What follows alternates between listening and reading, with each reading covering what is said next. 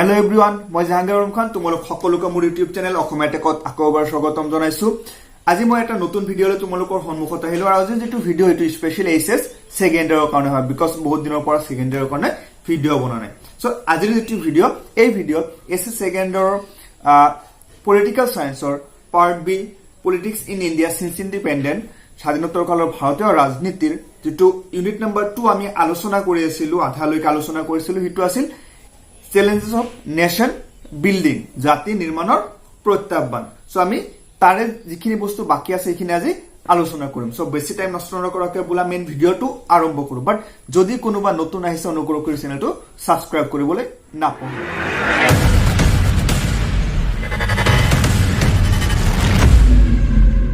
So student মই তোমালোকক যেনেকৈ অলৰেডি কৈছো যে আজি মই এছএছ সেকেন্ডাৰৰ পলিটিক্যাল সায়েন্সৰ পাৰ্ট বি ইউনিট নম্বৰ 2 হয়তো কিছুমানৰ ইউনিট নম্বৰ 1 হ'ব পাৰে যেটো আছিল চ্যালেঞ্জেস অফ নেশন বিল্ডিং জাতি নিৰ্মাণৰ প্ৰত্যাহ্বান তাৰ ওপৰত ভিডিঅ' বনাবলৈ গৈ আছো। বাট তাৰ এটা ইনফৰমেশন দিব বিচাৰো যে মই ৰিসেন্টলি এটা ভিডিঅ' আপলোড কৰিছো যত মই ইয়াৰ আগৰ যেটো ইউনিট এৰা অফ ওৱান পাৰ্টি ডমিনেন্স এটা দলৰ আধিপত্যৰ যুগ তাৰে কুৱেশ্যন এনসাৰ সলভ কৰিছো। যদি এতিয়ালৈকে চোৱা নাই মই লিংকটো ডেসক্ৰিপচনত দি আছো হেতু তাৰ পৰা নিশ্চয় চাই লবা। সো এতিয়া বুলা আমি মেইন ভিডিঅ'টো আৰম্ভ কৰো যে যেটো আমি টপিক আলোচনা কৰিম আজি হেতু হৈছে তোমাৰ চ্যালেঞ্জেস অফ নেশন বিল্ডিং যাৰ বহুতখিনি বস্তু আমি অলৰেডি আলোচনা কৰি আছো। যদি হিখিনিও কোনোবাই চোৱা নাই মই লিংক হেতুৰ ডেসক্ৰিপচনত দি আছো তাৰে পৰা চাই লবা। সো আজি যিখিনি আমি বস্তু আলোচনা কৰিম হেতু হৈছে তোমাৰ ফাৰ্স্ট আমি আলোচনা কৰিব ওলাইছো আজি ইন্টিগ্ৰেশন অফ প্ৰিন্সিল ষ্টেট ৰাজশাসিত বা ৰাজকীয় ৰাজ্যসমূহক একত্ৰীকৰণৰ ক্ষেত্ৰত কেনেকুৱা ধৰণৰ সমস্যাৰ জন্ম হৈছিল হিখিনিৰ বিষয়ে আমি আজি এটো টপিকত আলোচনা আজি আমি যেটো টপিক আলোচনা কৰিবলৈ গৈ আছো হেতু আছে তোমাৰ ইন্টিগ্ৰেশন অফ প্ৰিন্সিল ষ্টেট ৰাজশাসিত বা ৰাজকীয় ৰাজ্যসমূহৰ একত্ৰীকৰণ। এটা ৰাজশাসিত ৰাজ্য কোনবিলাক মই এটোৰ বিষয়ে অলৰেডি তোমালোকক আগৰ ভিডিঅ'টো ইনফৰ্ম কৰি আছো বাট ষ্টিল মই আৰু এবাৰ ৰিপিট কৰি আছো যেটো ব্ৰিটিছ গভৰ্ণমেণ্ট আছিল ব্ৰিটিছ শাসন চলি থকাৰ সময়ত ভাৰতবৰ্ষত দুই ধৰণৰ ৰাজ্য আছিল। এটা আছিল কমপ্লিটলি ডমিনেটেড বাই ব্ৰিটিছ গভৰ্ণমেণ্ট এটা সম্পূৰ্ণৰূপে কি কৰিছিল তোমাৰ ব্ৰিটিছ শাসনৰ তলতি আছিল। তাত এক্সটাৰ্নেল ইন্টাৰনেল সকলোবিলাক বস্তু আভ্যন্তৰীণ আৰু বাহ্যিক দুটা বিষয় কি কৰিছিল তোমাৰ ব্ৰিটিছ চৰকাৰে চাইছিল। ঠিক আছে আৰু একে ধৰণে তোমাৰ কিছুমান এনেকুৱা ষ্টেট আছিল যিবিলাকক আমি প্ৰিন্সিল ষ্টেট বুলি কওঁ ৰাজকীয় ৰাজ্য বা ৰাজশাসিত ৰাজ্য বুলি কওঁ যিবিলাকৰ কি নাছিল তোমাৰ কমপ্লিটলি ব্ৰিটিছ গভৰ্ণমেণ্টৰ তলতীয়া নাছিল। ইহঁতৰ বাহ্যিক যিখিনি বিষয় আছে এইখিনি কি কৰিছিল তোমাৰ ব্ৰিটিছ গভৰ্ণমেণ্টে আৰু যিবিলাক আভ্যন্তৰীণ বিষয় আছিল এইবিলাক কি কৰিছিল তোমাৰ ব্ৰিটিছ গভৰ্ণমেণ্টে চোৱা নাছিল। ইটো সিহঁতৰ নিজৰ যেটো চৰকাৰ আছে সেই চৰকাৰে চাইছিল। তাৰমানে সম্পূৰ্ণৰূপে কি নাছিল তোমাৰ ব্ৰিটিছৰ তলতীয়া নাছিল। কিছু পৰিমাণে ব্ৰিটিছ শাসন কৰিছিল কিছু পৰিমাণে কি কৰিছিল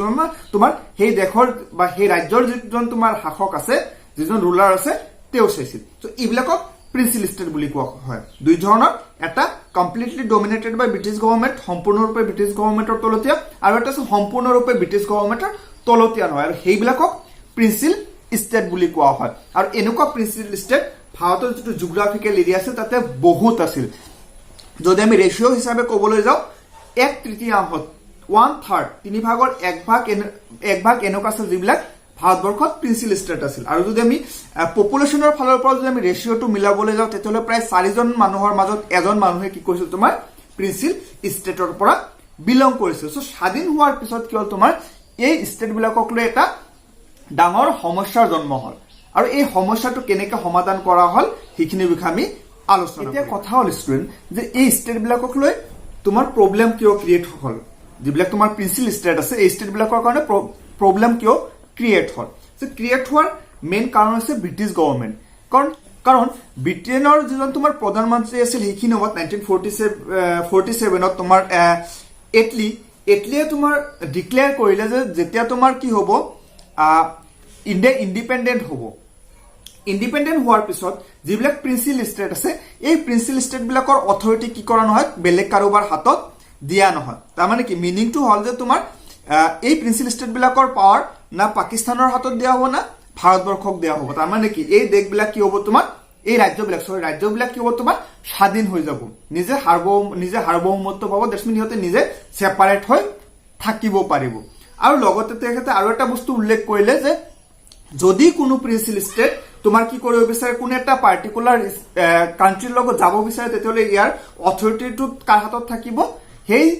এৰিয়াৰ যিজন তোমাৰ ৰুলাৰ থাকিব শাসক থাকিব শাসকৰ হাতত থাকিব তেওঁ ডিসাইড কৰিব পাৰিব যে তেওঁ কোনোবা ষ্টেট কোন এটা কাণ্ট্ৰিৰ লগত যাব নে নাই ইয়াত পাব্লিকৰ কোনো ধৰণৰ মতামত লোৱা নহয় সো ইটুক লৈ তোমাৰ কি হ'ল যে পিছত গৈ সকলোতকৈ ডাঙৰ সমস্যাৰ সৃষ্টি হয় এটা ষ্টুডেণ্ট আলোচনা কৰো approach of the Congress and Muslim league Congress আৰু মুছলিম লীগৰ দৃষ্টিভংগী কেনেকুৱা আছিল এই ৰাজ্যবিলাকক একত্ৰিত কৰাৰ ক্ষেত্ৰত বা নিজৰ কাণ্ট্ৰিৰ লগত ইনক্লুড কৰাৰ ক্ষেত্ৰত হিট্ৰৰ বিষয়ে অলপ আলোচনা কৰিলো মুছলিম লীগ এণ্ড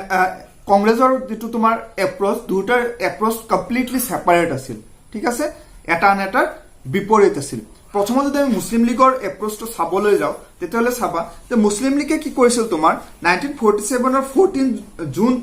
তাৰিখে ইহঁতে ডিক্লেয়াৰ কৰিলে যে যিবিলাক প্ৰিন্সিল ষ্টেট আছে এই প্ৰিন্সিল ষ্টেট বিলাকক আমি বাই ফৰ্চ একো কৰিব নোৱাৰো সো এই ষ্টেট বিলাকে যদি বিচাৰে তেতিয়াহ'লে ইহঁতে ইণ্ডিপেণ্ডেণ্ট থাকিব পাৰে সো আমি ফোৰ্স কৰিব নোৱাৰো যে এই কাণ্ট্ৰিটো আমাৰ লগত আহিব লাগিব বা ইহঁতে যিকোনো প্ৰকাৰ আমাৰ লগত আহিব লাগিব ঠিক আছে সো ইহঁতে যদি বিচাৰে তেতিয়াহ'লে ইহঁতে কি হ'ব পাৰিব ইণ্ডিপেণ্ডেণ্ট হিচাপে থাকিব পাৰিব কিন্তু ইণ্ডিয়ান নেশ্যনেল কংগ্ৰেছে ইয়াৰ বেলেগ মেৰুত আছিল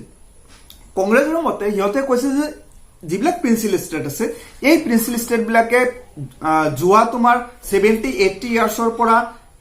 ইণ্ডিয়াৰ লগত একেলগ হৈ ইণ্ডিয়াক ইণ্ডিপেণ্ডেণ্ট কৰাৰ কাৰণে কি কৰিছে তোমাৰ কাম কৰি আহিছে স্বাধীনতা আন্দোলনত অংশগ্ৰহণ কৰি আহিছে সো ইহঁতো আমাৰ পাৰ্ট হয় ঠিক আছে এই এৰিয়াবিলাক আমাৰ পাৰ্ট হয় এই এৰিয়াৰ মানুহবিলাকো আমাৰ হয় ঠিক আছে সো এই এৰিয়াবিলাকক আমি কি কৰিব নোৱাৰো ডাইৰেক্টলি ইণ্ডিপেণ্ডেণ্ট বুলি ক'ব নোৱাৰো সো এই এৰিয়াবিলাকে নিজৰ জিওগ্ৰাফিকেল এৰিয়াটো চাই যে কোনোবাই হয়তো পাকিস্তানৰ মাজত পৰিছে কোনোবাই হয়তো ভাৰতবৰ্ষৰ মাজত পৰিছে সো সিহঁতে জিওগ্ৰাফিকেল এৰিয়াটো চাই সেই কাণ্ট্ৰিৰ লগত কি হ'ব লাগে তোমাৰ একেলগ হ'ব লাগে কিন্তু পাব্লিকৰ অপিনিয়ন লয় ঠিক আছে ইয়াতে কেৱল অকলে যিজন তোমাৰ ৰুলাৰ আছে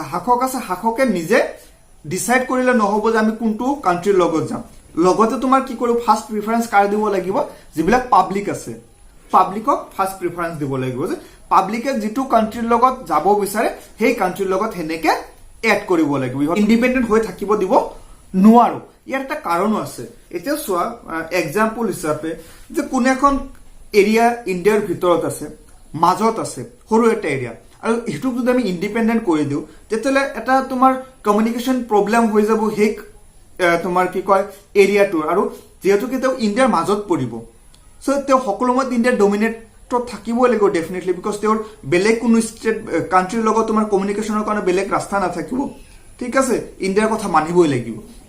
সো এইবিলাক বিভিন্ন ধৰণৰ সমস্যা ইন ফিউচাৰ ক্ৰিয়েট হ'ব পাৰে সো সেইকাৰণে কি কৰিব লাগে এই ষ্টেটবিলাক কি হ'ব লাগে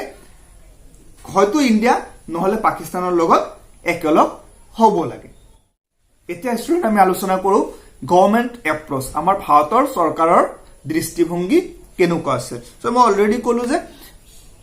নেশ্যনেল কংগ্ৰেছে কেনেকুৱা ধৰণৰ দৃষ্টিভংগী ৰাখিছে সো আল্টিমেটলি গৈ হিটে গভৰ্ণমেণ্টৰো এপ্ৰচ হয় যে এতিয়া কি হ'ল তোমাৰ যে ইণ্ডিয়া ইণ্ডিপেণ্ডেণ্ট হোৱাৰ আগতে বহুত এনেকুৱা প্ৰিন্সিল ষ্টেট আছিল যিবিলাক কি কৰিলে তোমাৰ ইণ্ডিয়াৰ লগত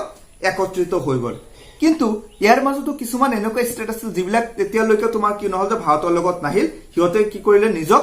ইণ্ডিপেণ্ডেণ্ট ৰাখিব বিচাৰিলে সো 1947 14 আগষ্টলৈকে ইণ্ডিয়াৰ লগত এড নোহোৱা যিবিলাক ষ্টেট আছিল সেইবিলাকৰ মাজত আছিল তোমাৰ জুনাগড় জম্মু এণ্ড কাশ্মীৰ হায়দৰাবাদ সো এনেকুৱা ডাঙৰ কেইটামান ষ্টেট আছিল যিবিলাক কি কৰা নাছিল কাৰো কোনো এখন কাণ্ট্ৰিৰ পাৰ্ট হোৱা নাছিল না ইণ্ডিয়াৰ পাৰ্ট হৈছিল না পাকিস্তানৰ পাৰ্ট হৈছিল ইহঁতে ইণ্ডিপেণ্ডেণ্ট হৈ থাকিব বিচাৰিছিল সো আমি আজি এই ভিডিঅ'ত এই গোটেই ষ্টেটবিলাক কেনেকে ইণ্ডিয়াৰ লগত আহিল বা কেনেকে কি হ'ল এই গোটেইখিনি বস্তু আমি ইয়াত আলোচনা কৰিম কিন্তু তাৰ আগতে আমি অলপ চাই লওঁ যে ইণ্ডিয়ান গভৰ্ণমেণ্টৰ এপ্ৰচটো কেনেকুৱা আছিল দৃষ্টিভংগী কেনেকুৱা আছিল বা কি নীতি নিয়ম আছিল যিবিলাক নীতি নিয়মৰ মাজেদি কি কৰিছিল তোমাৰ এই কাণ্ট্ৰিবিলাকক ইণ্ডিয়াৰ লগত এড কৰা হৈছিল সো ইয়াতে তোমাৰ চাবা দৃষ্টিভংগীত নাম্বাৰ 1ত কি কোৱা হৈছে নাম্বাৰ 1ত যেটো কোৱা হৈছে চাবা যে এই ৰাজ্যসমূহ ভাৰতবৰ্ষৰ সৈতে সামিল হ'ব নে নহ'ব তাৰ সিদ্ধান্ত গ্ৰহণ কৰাৰ ক্ষমতা আছে জনসাধাৰণৰ হাতত শাসকসকলে এই ক্ষেত্ৰত একপক্ষীয় সিদ্ধান্ত গ্ৰহণ কৰিব নোৱাৰিব। সো এটা বস্তু ইণ্ডিয়ান গভৰ্ণমেণ্ট ক্লিয়াৰ কৰিছিল যে কেৱল যিজন শাসক আছে, যিজন ৰুলাৰ আছে, যাৰ আণ্ডাৰত ষ্টেটটো আছে, তেওঁ ডিচাইড কৰিব নোৱাৰিব যে সেই ষ্টেটটো কাৰ লগত যাব। ফাৰ্ষ্ট প্ৰিফাৰেন্স মই যেনেকৈ অলৰেডি কৈও আহিছো, সেইটো হৈছে যে সেই পাব্লিক, সেই এৰিয়াৰ, সেই ষ্টেটৰ পাব্লিকে ডিচাইড কৰিব যে সিহঁতে কোনটো কাণ্ট্ৰিৰ লগত যাব বিচাৰে। ঠিক আছে, এইটো হৈছে সিহঁতৰ ফাৰ্ষ্ট এপ্ৰ'চ। এণ্ড নাম্বাৰ টুত যিটো কোৱা হৈছে সেইটো চাবা, যে ভাৰতবৰ্ষৰ ভূখণ্ডৰ পৰা এই ৰাজ্যসমূহে তিনিটা বিষয়ৰ ক্ষমতা কি কৰিব লাগিব, ভাৰত চৰকাৰৰ হাতত ন্যস্ত কৰিব লাগিব। আৰু সেইকেইটা হৈছে ক্ৰমে বৈদেশিক ক্ষমতা, প্ৰতিৰক্ষা আৰু যোগাযোগ। চ' ইয়াৰ পৰা এটা বস্তু ক্লিয়াৰ, ইয়াত কোৱা হৈছে তোমাৰ যে এই যিবিলাক ষ্টেট আছে, ষ্টেটবিলাক যেতিয়া ইণ্ডিয়াৰ লগত একেলগ হ'ব, ঠিক আছে, ইণ্টিগ্ৰেট কৰা হ'ব, ইণ্ডিয়াৰ লগত একেলগে মিলাই লোৱা হ'ব, তেতিয়া এই ষ্টেটবিলাকে তিনিটা পাৱাৰ কি কৰিব লাগিব, ইণ্ডিয়ান গভৰ্ণমেণ্টৰ হাতত দি দিব লাগিব। সেই তিনিটা হৈছে ক্ৰমে নাম্বাৰ 1 বৈদেশিক, দ্যাটছ ইন ফৰেন পলিচিৰ ক্ষেত্ৰত, বৈদেশিক নীতিৰ ক্ষেত্ৰত ভাৰত চৰকাৰে ডিচাইড কৰিব, ফৰেন পলিচিবিলাক গভৰ্ণমেণ্টে ডিচাইড কৰিব, ইণ্ডিয়ান গভৰ্ণমেণ্টে ডিচাইড কৰিব, ইয়াতে ষ্টেট গভৰ্ণমেণ্টৰ পাৱাৰ নাথাকে। 2 নম্বৰ প্ৰতিৰক্ষাৰ কথা হৈছে ডিফেন্স চিষ্টেমটো কণ্ট্ৰল কাৰ হাতত থাকিব, চেন্ট্ৰেল গভৰ্ণমেণ্টৰ, তাৰমানে ভাৰত গভৰ্ণমেণ্টৰ হাতত থাকিব, ষ্টেটৰ হাতত নাথাকে। এণ্ড নাম্বাৰ 3 কমিউনিকেশ্যন, যোগাযোগ। এই তিনিটা বিষয়ত কি কৰিব লাগিব, তোমাৰ ক্ষমতা, পাৱাৰ কাৰ হাতত দিব লাগিব, ইণ্ডিয়ান গভৰ্ণমেণ্টৰ হাতত দিব লাগিব। তাৰমানে কি, আৰু বাকী যিবিলাক থাকিব এইবিলাক কাৰ হাতত থাকিব, ষ্টেটটোৰ হাতত থাকিব, সেই ৰাজ্যটোৰ হাতত থাকিব। তাৰমানে এটা বস্তু এনেকে ক্লিয়াৰ কৰি দিছে যে সম্পূৰ্ণৰূপে কি কৰিব নালাগে, তোমাৰ গোটেই পাৱাৰবিলাক ষ্টেটে ইণ্ডিয়ান গভৰ্ণমেণ্টক দিব নালাগে, কিছু পৰিমাণে দিব লাগিব, বাকীখিনি ষ্টেটৰ হাততে থাকি যাব। ইয়াৰ উপৰি এই দুটাৰ উপৰি আৰু এটা এপ্ৰ'চ বহুত ইম্পৰ্টেণ্ট আছিল, সেইটো আছিল যে যেতিয়া ইণ্ডিয়া ইণ্ডিপেণ্ডেণ্ট হ'ল তেতিয়া তোমাৰ কি আছিল যে বাউণ্ডাৰীক লৈ বহুত কনফিউজন আছিল। চ' এই কনফিউজনবিলাক ক্লিয়াৰ কৰিব বিচাৰিছে যে যদি ইণ্ডিয়াৰ লগত আহি যায় তেতিয়াহ'লে এই প্ৰব্লেমবিলাক লাহে লাহে সলভ কৰি দিয়া হ'ব। চ' এই তিনিটা এপ্ৰ'চ কি কৰিছিল তোমাৰ ইণ্ডিয়ান গভৰ্ণমেণ্টে প্ৰিন্সিপাল ষ্টেটৰ সন্মুখত ৰাখিছিল। এতিয়া ষ্টুডেণ্ট আমি আলোচনা কৰিম যে মই অলপ আগতে তোমালোকক ইনফৰ্ম কৰি আহিছো যে কেইটামান প্ৰিন্সিপাল ষ্টেটে কি নকৰিলে 1947 15 আগষ্টৰ পিছতো তোমাৰ ইণ্ডিয়াৰ বা পাকিস্তানৰ অংশ নহল। তাৰ মাজত আছিল তোমাৰ জুনাগড়, জম্মু এণ্ড কাশ্মীৰ, হায়দৰাবাদ, মণিপুৰক লৈ অলপ কিছু সমস্যা হৈছিল। এতিয়া আলোচনা কৰিম এই ষ্টেটবিলাকৰ মাজত কি সমস্যা হৈছিল আৰু কেনেকে ইণ্ডিয়াৰ লগত একত্ৰিত। ষ্টুডেণ্ট আমি প্ৰথমতে আলোচনা কৰো জুনাগড়ৰ বিষয়ে। জুনাগড় এটা এনেকুৱা এৰিয়া আছিল যিটো তোমাৰ ইণ্ডিপেণ্ডেন্টৰ পিছতো ভাৰতবৰ্ষৰ লগত একেলগ হোৱা নাছিল। জুনাগড় যিটো এটা সৰু ষ্টেট হয়, ৰাজ্য হয়, তোমালোকে যদি মেপত চোৱা। চ' এই এৰিয়াৰ যিজন নবাব আছিল, ঠিক আছে, চ' 1 মাৰ্কৰ কাৰণে কেতিয়াবা সুধিব পাৰে যে জুনাগড়ৰ শাসকক কি বুলি কোৱা হয়। চ' এইটো হৈছে নবাব। চ' যিজন নবাব আছিল, নবাবে 1947 15 আগষ্টত ডিক্লেয়াৰ কৰিলে যে তোমাৰ কি হ'ব, জুনাগড় পাকিস্তানৰ পাৰ্ট হ'ব, ভাৰতবৰ্ষৰ পাৰ্ট নহয়। কিন্তু জুনাগড় যদি আমি চাবলৈ যাওঁ, এইটো হিন্দু মেজৰিটি এৰিয়া হয় আৰু লগতে এইটো ভাৰতবৰ্ষৰ যিটো তোমাৰ জিঅগ্ৰাফিকেল এৰিয়া, ইণ্ডিয়াৰ যিটো জিঅগ্ৰাফিকেল এৰিয়া তাৰ ভিতৰত পৰে। চ' সেনেকুৱা এখন এৰিয়াক যদি পাকিস্তানৰ লগত একেলগ কৰা ডেফিনেটলি কিছু প্ৰব্লেম ক্ৰিয়েট হ'ব। আৰু মেইনলি পাব্লিকৰ অপিনিয়ন নোলোৱাকে নবাবে নিজে ডিচাইড কৰিছে যে তোমাৰ এই এৰিয়াটো কি হ'ব, তোমাৰ পাকিস্তানৰ লগত যাব। যে যেতিয়া ডিক্লেয়াৰ কৰিলে লগে লগে জুনাগড়ত আন্দোলন আৰম্ভ হ'ল। যিবিলাক পাব্লিক আছিল, পাব্লিক বিলাকে নবাবৰ এগেইনষ্টত আন্দোলন আৰম্ভ কৰিলে, বিদ্ৰোহ আৰম্ভ কৰিলে, ঠিক আছে। যেতিয়া এনেকুৱা বিদ্ৰোহ আৰম্ভ হ'ল আৰু ইফালে তোমাৰ কি কৰিছিল, কংগ্ৰেছে বাৰে বাৰে প্ৰচাৰ কৰি আছিল যে যিটো প্ৰিন্সিপাল ষ্টেট, এই প্ৰিন্সিপাল ষ্টেটটো কোনটো কাণ্ট্ৰিৰ লগত যাব এইটো ডিচাইড কৰিব কোনে, পাব্লিকে। পাব্লিক ভোটৰ দ্বাৰাহে ডিচাইড কৰা হ'ব যে এৰিয়াটো কাৰ লগত এড কৰা হ'ব। চ' এনেকুৱা সময়ৰ মাজত তোমাৰ কি মানুহবিলাকে যেতিয়া বিদ্ৰোহ আৰম্ভ কৰিলে, বিদ্ৰোহ তোমাৰ নবাবে তিষ্টি থাকিব নোৱাৰে, তেওঁ পলাই গ'ল। পলাই যোৱাৰ পিছত তোমাৰ কি কৰিলে, জুনাগড়ৰ দেৱানে তোমাৰ ইণ্ডিয়ান গভৰ্ণমেণ্টক এপ্ৰ'চ কৰিলে যে তাতে কি হ'ব লাগে, গণভোট হ'ব লাগে, দ্যাটছ মিন ইণ্ডিয়ান গভৰ্ণমেণ্টৰ ইণ্টাৰফেয়াৰ কৰিব লাগে তাতে গৈ। চ' তাৰপিছত ইণ্ডিয়ান গভৰ্ণমেণ্টে মিলিটাৰী তাতে পঠাই, তাতে পাব্লিক ভোটিং হ'ল। ভোটিং হোৱাৰ পিছত মেক্সিমাম মানুহে ডিচাইড কৰিলে যে তোমাৰ কি হ'ব, জুনাগড় ইণ্ডিয়াৰ অংশ হ'ব। চ' এই পৰামৰ্শ মৰ্মে 1948 ফেব্ৰুৱাৰী মাহত তোমাৰ কি হ'ল, সেই গণভোটটো হ'ল। গণভোট হোৱাৰ পিছত তোমাৰ কি কৰিলে, জুনাগড়ক ইণ্ডিয়াৰ লগত একত্ৰিত। চ' ইয়াৰ পৰা তোমালোকে বিশেষ একো কুৱেশ্যন হ'ব নালাগে, এতিয়ালৈকে এনেকুৱা ডাইৰেক্টলি কোনো কুৱেশ্যন নাই। ষ্টিল তোমালোকে অলপ ইনফৰমেশ্যনৰ কাৰণে এইখিনি জানি থব পাৰা নৱাবৰ নামটো ৰুলাৰক নৱাব বুলি কোৱা হৈছিল আৰু ইফালে তোমাৰ 1948ত তোমাৰ কি হৈছে তাতে ভোট হৈছিল পাব্লিক ভোট হৈছিল সো ষ্টুডেন্ট এতিয়া আলোচনা কৰি জম্মু এণ্ড কাশ্মীৰৰ বিষয়ে কাৰণ এইটো এটা এনেকুৱা এৰিয়া যিটোক লৈ আজিৰ ডেটলৈকে ইণ্ডিয়ান পাকিস্তানৰ লগত বিভিন্ন ধৰণৰ সমস্যাৰ জন্ম হৈ আছে আজিলৈকে প্ৰব্লেমটো সলভ হোৱা নাই আৰু এই জম্মু এণ্ড কাশ্মীৰ আছিল এটা প্ৰিন্সিল ষ্টেট যিটোৱে তোমাৰ 1947ৰ 15 আগষ্টত লৈকে কোনো এখন দেশৰ লগতে যোৱা নাছিল তেতিয়া ইণ্ডিপেণ্ডেণ্ট হিচাপে থাকি যোৱা এখন ৰাজ্য হয় আৰু যেটো জম্মু এণ্ড কাশ্মীৰৰ যেটো জিওগ্ৰাফিকেল এৰিয়া যদি চাবলৈ যোৱা এটো কিয় তোমাৰ পাকিস্তান আৰু ইণ্ডিয়াৰ বাউণ্ডাৰী হয় দুটাতে লাগি থকা এখন ৰাজ্য হয় আৰু এই যেটো জম্মু এণ্ড কাশ্মীৰ আছিল তাৰ যিজন ৰজা আছিল সেইখিনি সময়ত ইণ্ডিপেণ্ডেণ্টৰ সময়ত তেখেত আছিল হৰি সিং সো ওৱান মাৰ্কৰ কাৰণে তোমালোকৰ আহে কেতিয়াবা যে ইণ্ডিপেণ্ডেণ্টৰ সময়ত তোমাৰ কি কয় জম্মু এণ্ড কাশ্মীৰৰ ৰজা কোন আছিল সো ওৱান মাৰ্কৰ কাৰণে তোমালোক আহিব পাৰে হিটো এনসাৰ হ'ব হৰি সিং আৰু ইয়াতে তোমাৰ কি হয় যে more than 75% নতকে বেছি তোমাৰ কি হ'ব মানুহ মুসলিম কমিউনিটি আছিল সো যিজন হৰি সিং আছিল হৰি সিং একচুয়ালি কি কৰিছিল তোমাৰ পাকিস্তানৰ যেটো সিস্টেম আছে হিটোৰ পৰা দূৰত থাকিব বিচাৰিছিল আৰু ইণ্ডিয়াৰ যেটো ডেমক্ৰেটিক সিস্টেম আছে তাৰ পৰা দূৰত থাকিব বিচাৰিছিল দ্যাটস মিন জম্মু এণ্ড কাশ্মীৰক ইণ্ডিপেণ্ডেণ্ট ৰাখিব বিচাৰিছিল আৰু ইণ্ডিয়ান গভৰ্ণমেণ্টে কি কৰা নাছিল তোমাৰ জম্মু এণ্ড কাশ্মীৰৰ ওপৰত প্ৰেছাৰাইজ কৰা নাছিল বিকজ বেলেগ ষ্টেট বিলাকৰ ওপৰত যেনেকুৱা ধৰণৰ হিহঁতৰ পলিচি আছিল সেম পলিচি হিহঁতে কি কৰিব বিচাৰিছিল জম্মু এণ্ড কাশ্মীৰৰ কাৰণে এপ্লাই কৰিব বিচাৰিছিল যাৰ কাৰণে কি তোমাৰ কি হ'ল জম্মু কাশ্মীৰ হিকিন সময়ত ইণ্ডিপেণ্ডেণ্ট কিন্তু এনেকুৱা সময়তে 1947ৰ 22 অক্টোবৰ তাৰিখে হঠাৎকে তোমাৰ কি কৰিলে পাকিস্তানৰ মিলিটাৰী সাপোৰ্টত পাকিস্তানৰ পাঠান জনজাতিৰ লোকসকলে কি কৰিলে তোমাৰ জম্মু এণ্ড কাশ্মীৰক আক্ৰমণ কৰিলে আৰু অতিকে হুনকালে হিহঁতে কি কৰিলে তোমাৰ যেটো জম্মু এণ্ড কাশ্মীৰৰ কেপিটেল আছিল শ্ৰীনগৰলৈকে আগবাঢ়ি আহিল সো এই যেটো আক্ৰমণ এই আক্ৰমণক তোমাৰ কি কৰিব নোৱাৰিলে হৰি সিঙে কোনো প্ৰকাৰে ডিফেন্ড কৰিব নোৱাৰিলে আৰু তেওঁ কি কৰিলে 24th of অক্টোবৰত ইণ্ডিয়াৰ সহায় বিচাৰিলে ইণ্ডিয়ান গভৰ্ণমেণ্টৰ সহায় বিচাৰিলে যে ইণ্ডিয়ান গভৰ্ণমেণ্টে কি কৰিব লাগে ইণ্ডিয়ান মিলিটাৰী বিলাক তোমাৰ কি কৰিব লাগে জম্মু এণ্ড কাশ্মীৰত পঠাব লাগে আৰু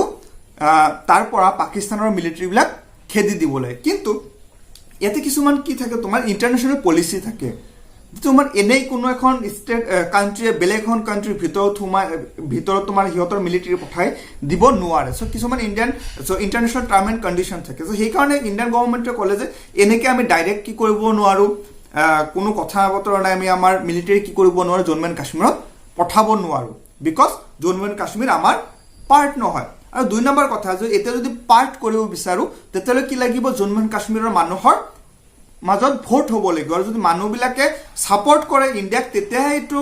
ইণ্ডিয়াৰ অংশ হ'ব আৰু তেতিয়াহে ইণ্ডিয়াৰ পৰা কি কৰিব পাৰিব মিলিটাৰী জম্মু এণ্ড কাশ্মীৰত পঠাব পাৰিব সো এটা ডাঙৰ সমস্যা হৈ গ'ল কাৰণ তেতিয়া আৰু জম্মু এণ্ড কাশ্মীৰত তোমাৰ কি কৰিব নোৱাৰে ভোট পাতিব নোৱাৰে বিকজ অলৰেডি পাকিস্তানৰ মিলিটাৰীয়ে কি কৰিছে তোমাৰ মেক্সিমাম এৰিয়াবিলাক হিহঁতৰ দখলত লৈ লৈছে সো এনেকুৱা সময়ত তোমাৰ এটা ডাঙৰ সমস্যাৰ জন্ম হ'ল হৰি সিঙৰ সন্মুখত আৰু শেষত তেওঁ কি কৰিলে উপায় নাপায় 26th of অক্টোবৰত ইণ্ডিয়ান গভৰ্ণমেণ্ট এণ্ড হৰি সিঙৰ মাজত এটা এগ্ৰিমেণ্ট সাইন হ'ল আৰু এই এগ্ৰিমেণ্টৰ থ্ৰুৱেদি কি কৰা হ'ল জম্মু এণ্ড কাশ্মীৰক ইণ্ডিয়াৰ অংশ হিচাপে মানি লোৱা হ'ল আৰু জম্মু এণ্ড কাশ্মীৰৰ শাসনৰ দায়িত্ব শেখ আব্দুল্লাৰ হাতত দিয়া হ'ল শেখ আব্দুল্লাৰ যদি ক'বলৈ যাওঁ যেটো তোমাৰ নেশ্যনেল কনফাৰেন্স এটা অতিকে প্ৰভাৱশালী ৰাজনৈতিক এটা সংগঠন আছিল তোমাৰ সেইখিনি সময়ত বা পিছলৈ ৰাজনৈতিক পাৰ্টি হিচাপে আহিছিল জম্মু এণ্ড কাশ্মীৰৰ ঠিক আছে সেই নেশ্যনেল কনফাৰেন্সৰ নেতা আছিল তোমাৰ শেখ আব্দুল্লা সো শেখ আব্দুল্লাক কি কৰা হ'ল তোমাৰ জম্মু এণ্ড কাশ্মীৰৰ শাসনৰ দায়িত্ব দিয়া হ'ল যে আপুনি ইয়াৰে দায়িত্ব থাকিব আৰু লগতে আৰু এটা বস্তু ক্লিয়াৰ কৰি দিয়া হ'ল যে যেহেতু এটা এগ্ৰিমেণ্ট হ'ল পাব্লিকৰ ভোট লোৱা নহল যে সেই কাৰণে যেতে সিচুৱেশনটো ঠিক হ'ব জম্মু এণ্ড কাশ্মীৰত যে ইণ্ডিয়ান মিলিটাৰী যোৱাৰ পিছত সিহঁতক খেদি দিয়াৰ পিছত যেতিয়া সিচুৱেশনটো কণ্ট্ৰলত আহিব তেতিয়া তাতে গণভোট হ'ব আৰু গণভোটত যদি সিহঁতে পাব্লিকে ডিসাইড কৰে যে এইটো ইণ্ডিয়াৰ লগত যাব তেতিয়াহ'লে এইটো পাৰ্মানেণ্টলি ইণ্ডিয়াৰ পাৰ্ট হ'ব আদাৰৱাইজ এইটো তোমাৰ যেনেকুৱা পলিচি মতে আছিল সেনেকুৱা পলিচি মতে বাদ যাব ঠিক আছে সো এনেকুৱা ধৰণৰ এটা এগ্ৰিমেণ্টৰ মাজত দি 26 অক্টোবৰত তোমাৰ কি কৰা হ'ল জম্মু এণ্ড কাশ্মীৰক ইণ্ডিয়াৰ পাৰ্ট কৰা হ'ল আৰু তাৰ পিছদিনাখন 27 অক্টোবৰত ভাৰতৰ সৈন্যবিলাক কি কৰা হ'ল তোমাৰ জম্মু এণ্ড কাশ্মীৰত পঠাই দিয়া হ'ল আৰু ইহঁতে অতিকে সোনকালে শ্ৰীনগৰটো কি কৰিলে তোমাৰ পাকিস্তানৰ হাতৰ পৰা ওলাই ল'লে বা বহুতবিলাক এৰিয়া সিহঁতে ওলাব পাৰিলে কিন্তু বহুত এৰিয়া থাকি গ'ল যিবিলাকৰ পৰা ইমান সহজে কি কৰিব নোৱাৰিলে পাকিস্তানৰ সৈন্যবিলাকক খেদিব পৰা নগ'ল চ' এনেকৈ চলি থকাৰ মাজতে শেষত গৈ তোমাৰ এটা মানে বহুত ক্ৰিটিকেল পজিশ্যনত গুচি গ'ল যে এনেকুৱা হ'ল যে শেষত গৈ কি জানি তোমাৰ ইণ্ডিয়ান পাকিস্তানৰ মাজত এটা সম্পূৰ্ণ যুদ্ধ হ'ব চ' এনেকুৱা ভাৱ দেখা পায় 1947ৰ 30 ডিচেম্বৰ তাৰিখে কি কৰিলে তোমাৰ ভাৰতে এই কাশ্মীৰ সমস্যাটোক ৰাষ্ট্ৰসংঘত পঠাই দিলে যে আমাৰ এনেকুৱা এটা সমস্যা আছে সেইটো আপোনালোকে সমাধান কৰি দিয়ক আৰু ৰাষ্ট্ৰসংঘ এইটো কি কৰে তোমাৰ কাশ্মীৰ সমস্যা হিচাপে নাম দিলে বা ভাৰত পাকিস্তান সীমা বিবাদ হিচাপে নাম দিলে আৰু ৰাষ্ট্ৰসংঘই 1948ৰ 31 ডিচেম্বৰ তাৰিখে কি কৰিলে তোমাৰ যুদ্ধ বিৰতি ঘোষণা কৰিলে যে এতিয়া আৰু যুদ্ধ কৰিব নোৱাৰে যাৰ যিখিনি সীমা আছে ঠিক আছে বা যিখিনি যাৰ দখলত আছে কাশ্মীৰৰ সেইখিনিত বাউণ্ডাৰী হ'ব তাৰমানে কিছু এৰিয়া কি গ'ল ইণ্ডিয়াৰ লগত আহিলে আৰু কিছু এৰিয়া পাকিস্তানৰ লগত গুচি গ'ল আৰু পিছত গৈ 1951ত ৰাষ্ট্ৰসংঘই ডিচাইড কৰিলে যে তাতে এটা গণভোট হ'ব কিন্তু সিহঁতে ক'লে যে যিখিনি এৰিয়া পাকিস্তানৰ তলতে আছে তাৰ পৰা পাকিস্তানৰ মিলিটাৰীবিলাক উঠাই ল'ব লাগে পিছুৱাই ল'ব লাগে কিন্তু পাকিস্তানে কি নকৰিলে সিহঁতৰ মিলিটাৰীবিলাক পিছুৱাই নোলোৱাৰ কাৰণে 1951ত যিটো গণভোট হ'ব লগা আছিল সেইটো নহ'ল আৰু যিটো আজিৰ ডেটলৈকে হোৱা নাই আৰু যাৰ কাৰণে কি ইমান সমস্যা জম্মু এণ্ড কাশ্মীৰক লৈ ইণ্ডিয়া এণ্ড পাকিস্তানৰ মাজত এতিয়া আমি আলোচনা কৰোঁ হায়দৰাবাদৰ বিষয়ে কাৰণ হায়দৰাবাদ সকলোতকৈ ডাঙৰ ষ্টেট আছে যিটো তোমাৰ কি কৰা নাছিল 1947ৰ 15 আগষ্টতো তোমাৰ কোনো এখন ইণ্ডিয়া বা পাকিস্তানৰ পাৰ্ট হোৱা নাছিল ইণ্ডিপেণ্ডেণ্ট থাকিব বিচাৰিছিল আৰু হায়দৰাবাদৰ যিজন শাসক আছে ৰুলাৰ যিজন আছে তেখেতক নিজাম নামেৰে জনা যায় অতিকে গুৰুত্বপূৰ্ণ তোমালোক ওৱাৰ্ড মাৰ্কৰ কাৰণে কেতিয়াবা সোধে যে হায়দৰাবাদৰ শাসক কি নামেৰে জনা যায় ঠিক আছে এনসাৰ হ'ব নিজাম চ' নিজামে কি কৰিছিল তোমাৰ স্বাধীন হৈ থাকিব বিচাৰিছিল মেইনলি তেওঁ কি কৰিলে যাতে হায়দৰাবাদটোক স্বাধীন ৰাখিব পৰা যায় সেইকাৰণে তেওঁ ভিতৰে ভিতৰে তোমাৰ কি কৰিছিল পাকিস্তানৰ পৰা সৈন্য সামন্ত আনি হায়দৰাবাদত জমা কৰি আছিল বা হায়দৰাবাদৰ পাৱাৰ ইনক্ৰিজ কৰি আছিল যাতে তোমাৰ কি হয় যে হায়দৰাবাদক ইণ্ডিয়াৰ পৰা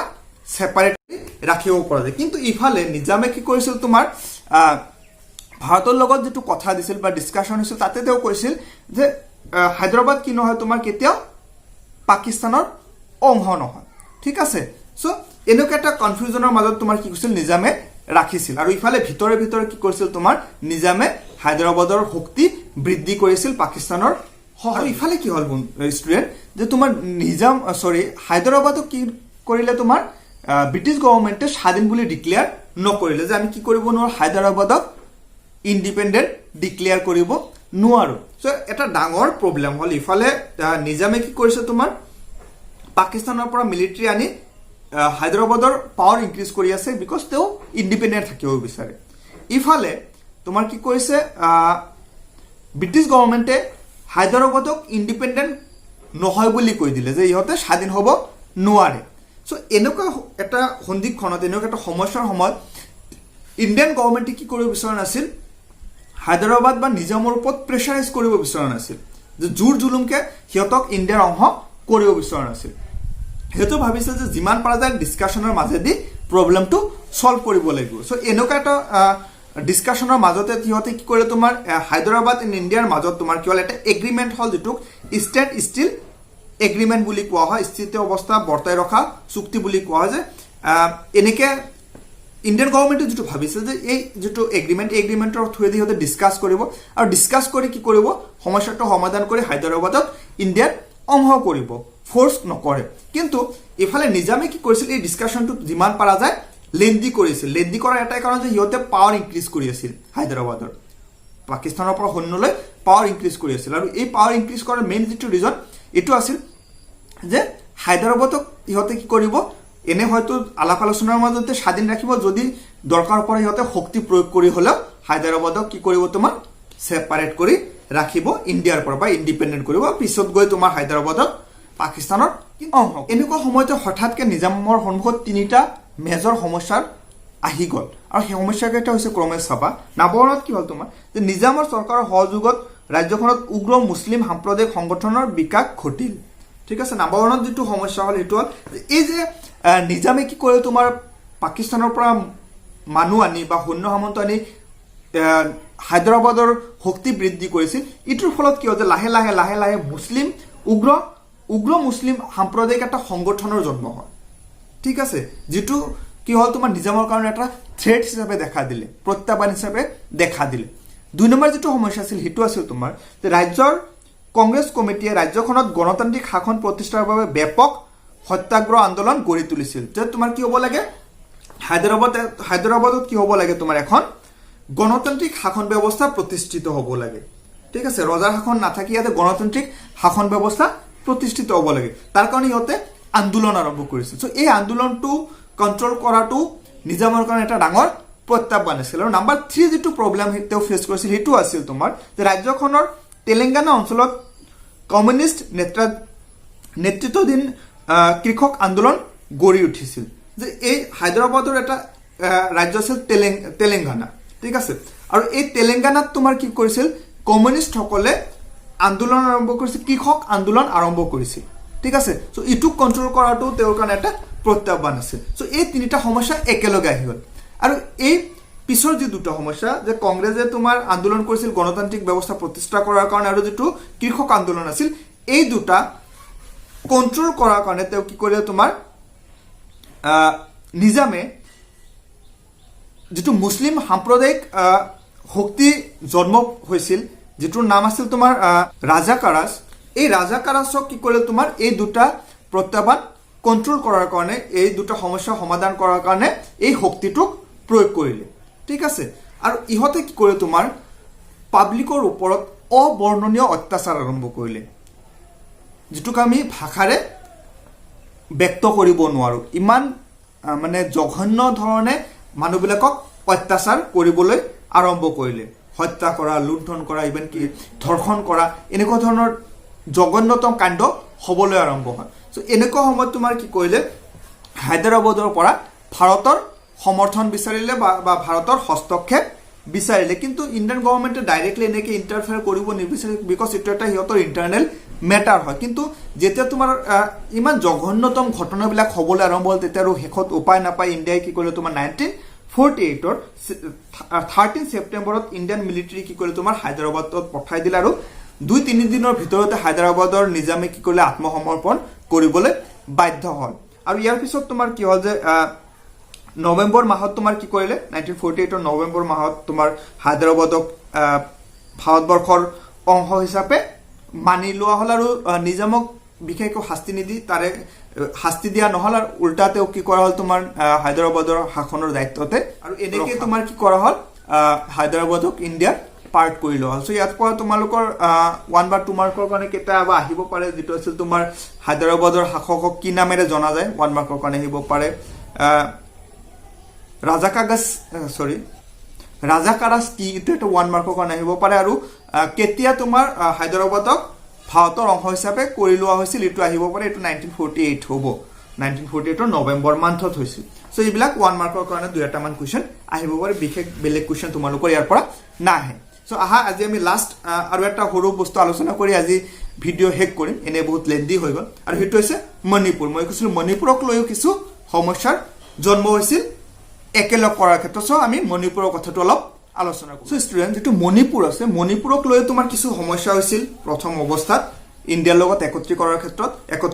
কৰাৰ ক্ষেত্ৰত আৰু ইণ্ডিয়ান গভৰ্নমেণ্টে মণিপুৰক গুৰুত্ব দিয়াৰ মেইন কাৰণ আছিল চাইনা ঠিক আছে সো আমাৰ বাউণ্ডাৰীৰ ফালৰ পৰা বহুত গুৰুত্বপূৰ্ণ ঠাই হয় মণিপুৰ সেই কাৰণে মণিপুৰক গুৰুত্ব বহুত বেছি দিয়া হৈছিল যে জিকে নহক মণিপুৰৰ যিজন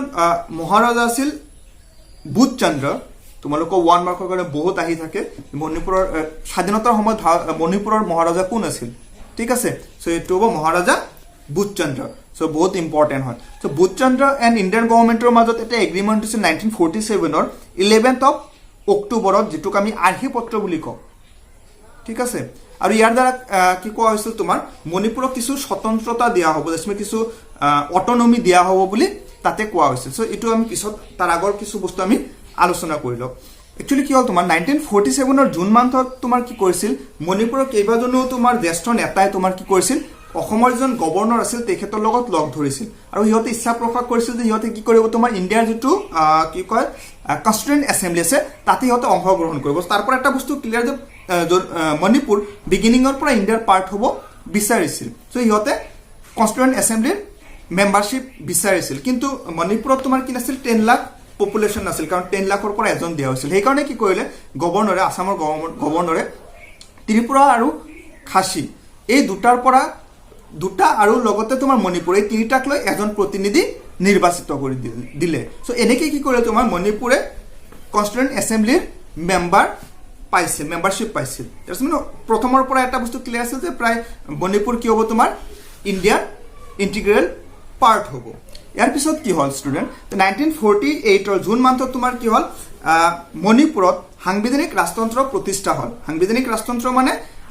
যেনেকৈ তোমাৰ গণতন্ত্ৰত তোমাৰ ভোট হয়, ভোটৰ মাজেদি আমি প্ৰতিনিধি নিৰ্বাচিত কৰোঁ, একেধৰণে ভোটৰ মাজেদি ৰজা নিৰ্বাচন কৰা হয়, ঠিক আছে। চ' 1 মাৰ্কৰ কাৰণে তোমালোকৰ আহে যে ভাৰতবৰ্ষৰ কোনটো ৰাজ্যত প্ৰথমবাৰৰ কাৰণে সাৰ্বজনীন প্ৰাপ্তবয়স্ক ভোটাধিকাৰৰ ভিত্তিত নিৰ্বাচন অনুষ্ঠিত হৈছিল, সেইটো হ'ব মণিপুৰ, 1948 হৈছিল। আৰু যদি আমি গোটেই ইণ্ডিয়াটো চাবলৈ যাওঁ সেইটো 1951 হৈছিল, ঠিক আছে। চ' 1941 ফাৰ্ষ্ট টাইমৰ কাৰণে ইণ্ডিয়াৰ এনেকুৱা এখন ৰাজ্য আছে য'ত তোমাৰ কি হৈছিল, সাৰ্বজনীন প্ৰাপ্তবয়স্ক ভোটাধিকাৰৰ ভিত্তিত তোমাৰ ভোট হৈছিল আৰু ৰজাক নিৰ্বাচিত কৰা হৈছিল। চ' 1948 জুন মান্থত এই ইলেকশ্যনটো হয় আৰু ৰজা বুধচন্দ্ৰ কি হয়, তোমাৰ সাংবিধানিক ৰজা হয়, ঠিক আছে। আৰু ইয়াৰ পিছত তোমাৰ মণিপুৰ ইণ্ডিয়াৰ অংশ হ'ব নে নহ'ব এইটোক লৈ তোমাৰ কনফিউজন ষ্টাৰ্ট হয়, কাৰণ কংগ্ৰেছৰ নেতাবিলাকে কি কৰিছিল, তোমাৰ ইণ্ডিয়াৰ অংশ কৰিব বিচাৰিছিল, কিন্তু বিৰোধী দলৰ নেতাবিলাকে ইয়াৰ বিৰোধিতা কৰিছিল। এনেকুৱা কনফিউজনৰ মাজতে তোমাৰ এনেকুৱা বিতৰ্ক চলি থকাৰ সময়তে হঠাৎকে কি কৰে, তোমাৰ